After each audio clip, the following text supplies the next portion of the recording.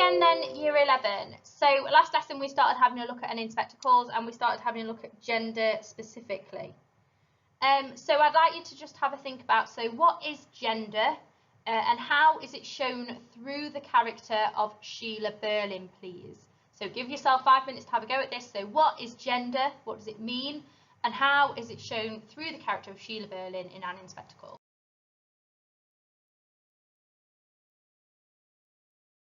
Okay then, so we did a very similar task to this one last lesson where we looked at Sheila Berlin. So there's a video attached for you to watch, okay? And I want you to think about, so how does the character of Eva Smith challenge the stereotypical behaviours of a woman in 1912, or how does the character of Eva Smith support them? So last time we obviously went through it afterwards and we split it into two mind maps. So you might want to do one mind map that's about how she challenges them and one mind map about how she supports them.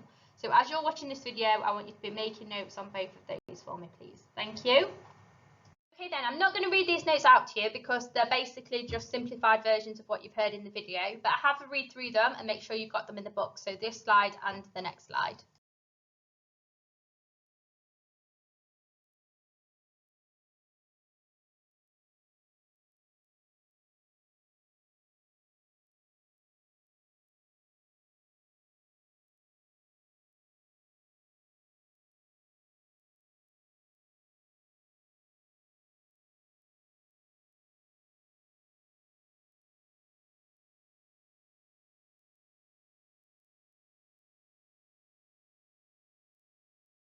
Okay then, so now it's time for you to do some independent work. So we've thought about gender and we've thought about how gender has been presented in two main characters.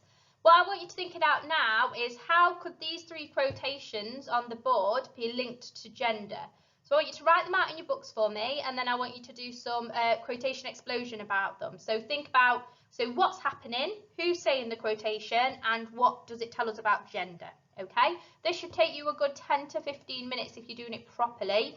And then what I've done on the next couple of slides is just write some explanations for each of the quotations. So once you've had a look at this slide, you can move on to the next couple of slides on your own. I'm not going to read them out. The information's all there for you. You need to get comfortable with reading.